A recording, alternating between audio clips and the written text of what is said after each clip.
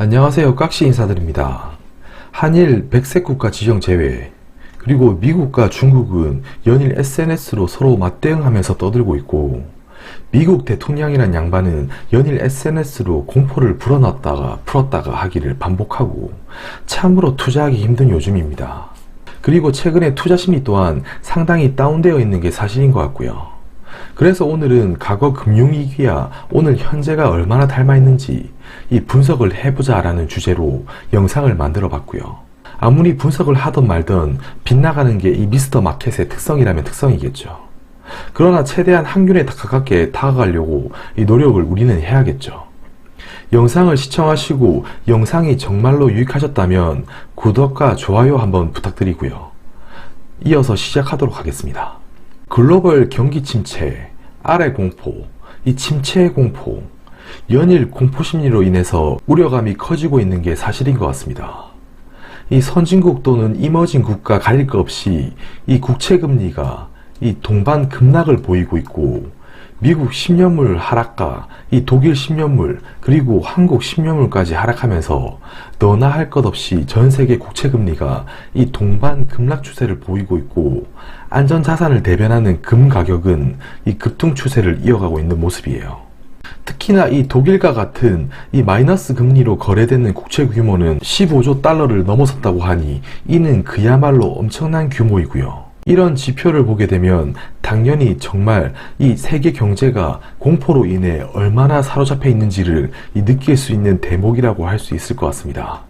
그리고 최근 이런 국채금리의 이런 동반 급락과 함께 위안화는 이 포츠라고 불리는 7위안을 돌파하면서 소위 한율 정쟁과 경기 침체뿐만 아니라 또 다른 위기로까지 확산되지 않을까 하는 우려를 낳고 있는 모습이고요.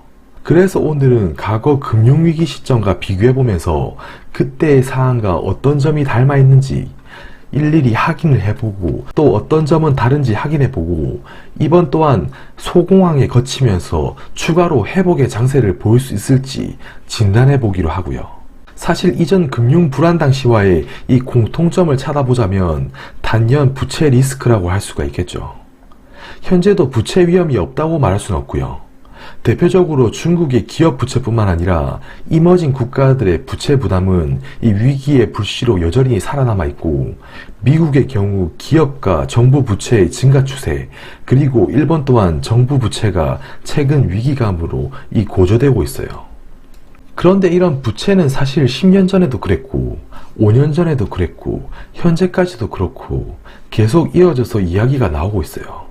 그래서 부채를 걱정은 해야겠지만 그렇게 경계할 필요는 없다고 생각되고요.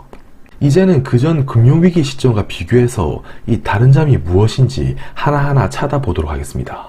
첫 번째로는 이 금리 사이클의 차이가 있고요. 통상적으로는 이전에 발생했던 금융불안은 이 금리 인상 국면 혹은 금융위기 이후에 이 양적 완화가 중단되는 이 긴축 국면에서 금융불안이 발생을 했는데, 현재는 미 연준이 8월부터 이 양적 긴축을 8월부터 종료를 단행했고, 금리 인하 역시도 단행을 했으며, 여타 선진국들과 이머징 국가들도 선제적으로 금리를 완화하는 국면에 진입했다는 것이고요. 연준에서 이를 인슈얼런 컷이라고 했죠. 말 그대로 보험적인 성격을 띄었다는 겁니다. 여전히 미국 경제는 견고하지만 이 보험적 성격에서 예방적 차원에서의 금리 인하라고 볼 수 있고요. 아직 이 금리 인상 인하 사이클이 시작되었는지는 아무도 모르지만 언제든지 다시 상승할 수 있다는 것을 의미하기도 합니다. 그리고 그 다음 이 미국 10년 국채와 이 다우존스 주가 지수인데요. 과거를 보면 국채금리가 이 고점인 상태, 이때 IT 버블 폭락과 이 08년 금융위기가 겹쳐진 것을 볼 수가 있죠. 이는 국채금리가 고점인 상태에서 주가 폭락이 이어졌고 금융 불안 발생 혹은 이런 위기 시그널이 감지되었지만, 이번에는 국채금리가 급락하고 많이 하락한 국면에서 상대적으로 이 위기감이 고조되었다고 볼 수가 있고요. 또 반대로 국채금리가 하락한 반면에 생각보다 주가는 크게 하락하지 않은 점을 볼 때 이 국채 가격이 회복 국면으로 돌아서면 다시금 주가 지수는 이 큰 폭으로 회복할 수 있는 것을 의미할 수도 있을 것 같아요. 그리고 이전과 또 다른 부분은 물가 부분이고요. 최근의 시점 2015년을 제외하고 보게 되면 과거 위기 국면에서는 역시나 물가 압력이 높아지면서 금리 리스크를 자극한 바가 있고요. 물가가 치솟게 되니 금리를 올릴 수밖에 없는 환경에서 이 금융 경색이 발병된 것이고요. 결국에 금리 리스크를 유발시키면서 금융위기나 침체가 찾아온 것과 달리 현재는 어떤가요? 현재 물가는 전혀 이슈가 되지 않고 있죠. 오히려 연준은 물가 압력을 끌어올리기에 노력 중이고요. 그래서 선제적으로 완화적 통화 정책을 시행하고 있는 겁니다. 그래서 IT 버블 당시에도 이 4% 가까이 이 수준을 유지했었고, 금융위기 때는 5% 수준, 그리고 2012년에 유로 재정위기 때에도 이 4% 수준을 보이고 있고, 2015년도에는 이 중국 신용위기 당시에는 유가 폭락으로 인해 물가 상승률이 이 0% 수준에 달한 점은 좀 외회로 볼 수 있는 점이고요. 그리고 현재 2% 미만에서 움직이고 있는 이런 시점에서 경기를 부양하기 위해 전 세계 모든 국가가 노력하고 완화적인 통화정책을 이미 알고 진행하고 있는 이런 국면에서는 금융이 경색되기는 좀 힘들어 보입니다. 그리고 이번에는 달러 인덱스에 대해서 좀 언급을 하려고 하는데, 아래 그림을 보면 이 IT 버블 당시나 이 금융위기 국면, 그리고 유로 재정위기 국면, 그리고 중국 신용위기 국면에서 이 달러가 강세 현상이 두드러진 바가 있어요. 뭐 당연한 이야기일 수 있지만서도 미국의 금리 인상과 이 달러와 강세 현상이 두드러지면서 글로벌 자금의 이 안전자산을 선호하는 경향이 커졌음을 알 수 있고요. 이러한 달러와의 강세 속에서 신흥국 자금 유출 등의 위기감이 계속 고조되는 분위기고요. 그리고 역시나 최근에도 이 달러와의 기조 역시도 강세 기조를 유지하고 있으나 상대적으로 그 강세 폭이 제한적이고, 달러와 강세 기대감이 이 생각보다 무역 분쟁의 고조 분위기에 반해서는 크지는 않은 것 같고요. 미 연준의 추가 금리 인하가 예상되고, 트럼프 행정부의 달러 약세 지지 정책 등은 달러의 추가 강세를 제약할 공산이 높다는 점에서 이전 사례에서 본 달러와 강세와는 좀 다르지 않나 생각이 들고요. 그러니까 이전 금융위기의 국면에서는 선 인플레이션이 시장에 반영이 된 다음에 이 디플레이션으로 이어진 금융 불안이었다면, 현재는 미약한 디플레이션에 기반한 이 소공황의 금융 불안 상태로 보인다는 것이고요. 달러의 방향은 이 장기적으로는 약세 추세로 보이지만, 이 단기적으로 본다면 약세 요인에는 이 미국의 양적 긴축 종료는 이 달러와 약세 요인에는 틀림이 없고요. 다만 그 추세가 이 유로화가 정말로 크게 경기 부양을 일으키려 한다면 이는 또한 달러와의 강세 요인으로 작용할 수 있을 것 같아요. 일단 추세적으로 볼 때 이 검은색의 이 금리 인하 국면,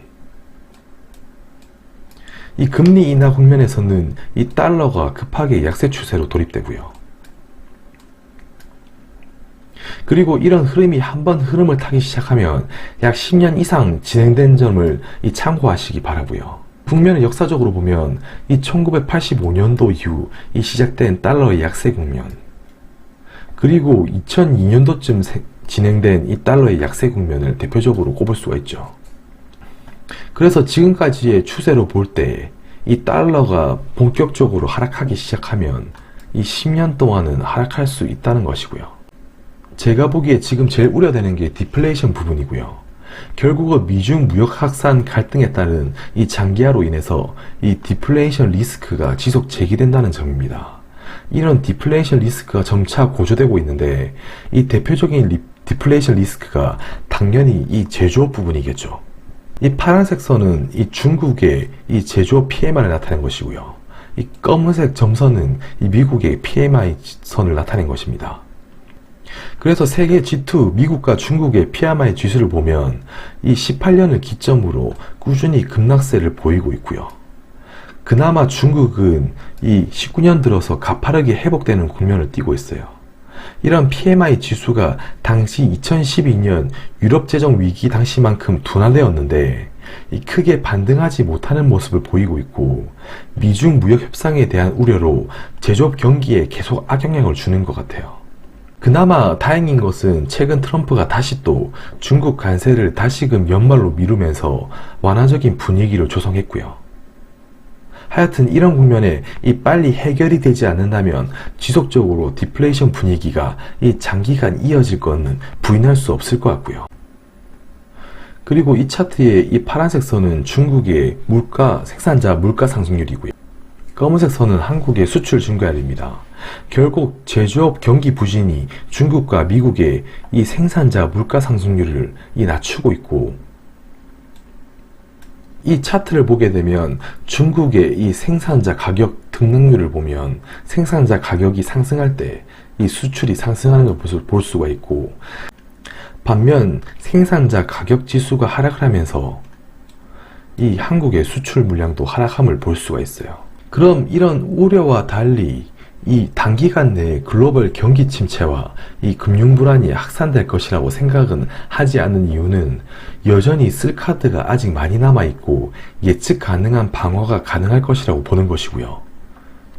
그 이유는 신용 리스크는 물론 글로벌 교역 및 이 제조업 경기 둔화는 기업들의 부실 리스크를 자연스럽게 높일 수밖에 없고, 이전에도 신용 리스크가 고조될 때마다 어김없이 위기 내지 금융 불안이 현실화되었는데, 다만 다행스러운 것은 이 글로벌 중앙은행이 미 연준을 비롯해서 동시적으로 통화 완화 정책을 추진하고 있는 점은 금융 경색 위기 침체의 시간을 최대한 지연시켜 주는 것이라 보는 것이고요.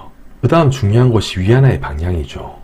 최근 급격하게 절하되면서 위험자산 탈이머징한 현상이 나타났고, 그럼에도 불구하고 트럼프는 여전히 달러와의 약세를 원하고, 그 원하는 것은 시간의 문제일 뿐 펼쳐지리라 보고 있는 것 같고요. 그리고 그 다음이 미국의 연준의 정책 스탠스인데요. 미 연준이 통화정책 기조를 완화적으로 선회했고, 트럼프도 연일 연준을 압박하는 모양새가 지속 완화를 예상할 수 있는 그림이라는 겁니다. 그래서 이를 요약해보면 결국에 달러와 강세가 더욱더 심화된다면 이 금융 불안 확산 가능성은 또다시 불거질 수밖에 없고, 이 반면에 위안화 강세와 이 달러 약세가 동반된다면 금융시장은 다시금 안정을 찾을 수 있을 것이라 생각이 됩니다. 그래서 최근 추세를 보면 미국 10년물 국채금리와 이 위안화를 볼 때 미 국채금리의 경우 1.5% 수준까지 하락을 했고요. 이는 정상적으로 보기 힘들 정도로 채권시장에 대한 가열을 의미할 수밖에 없게 만들고, 역으로 보면 안전자산에 대한 버블이 너무 지나치지 않았나 생각이 들 정도입니다. 최근에 JP모건에서 언급한 한 기사를 보더라도 채권시장 20년 만에 경고, 극단의 길로 치닫고 있다면서 안전자산에 대한 과도한 쏠림 현상이 나타났고, 채권 투자자가 돈을 벌기 위해 이 말이 투기를 한단 말이죠. 채권 투자자는 돈을 벌기 위해 극단적인 길로 가고 있다며, 글로벌 미중 무역 분쟁의 이런 분위기를 틈타 안전자산에 대한 너무 과도하게 쏠림 현상이 나타나지 않았나 생각이 들고요. 이 과도하게 쏠림 현상에 대해 채권 버블이 아닌가 생각이 됩니다. 끝으로 정리를 좀 해드리도록 하겠습니다. 현재 시황 자체가 경고음이 심상치 않게 들려오고 있고요. 국채금리 동반 급락세에다가 안전자산까지 급등하면서 이들 지표가 현재 시장의 상황을 잘 설명해주고 있는 것 같아요. 그래서 과거의 금융위기 시기와 현재가 어떤 점이 다른지 좀 분석을 해봤고요. 그럼에도 불구하고 2000년대 들어서 불거져 온 부채에 대한 부분은 여전히 피할 수 없는 위험 요소이긴 하지만, 과거의 침체 시기와 다른 점은 금리 사이클, 국채금리, 그리고 물가 상승률, 달러 추세로 볼 수가 있을 것 같고요. 금리 사이클은 이번에 선제적인 예방조치 차원의 금리 인하 성격이라고 말씀드렸고, 과거의 금융위기 시점에는 긴축이나 양적 완화 종료 시기에 찾아왔다는 것이고, 현재는 오히려 완화적인 부양을 일으키려 한다고 볼 수가 있고요. 국채금리는 과거의 시기와 달리 고점인 상태에서 주가의 폭락이 이어지지 않았다는 점과, 물가 상승률 또한 과거 물가 압력이 높아지면서 금리 인상을 유발시켰던 것과 달리 현재는 오히려 물가 상승을 원하고 있는 흐름이고요. 과거 달러 추세는 전통적인 금융위기와 비교해도 달러 인덱스는 생각보다 너무 안 올랐다는 것이고요.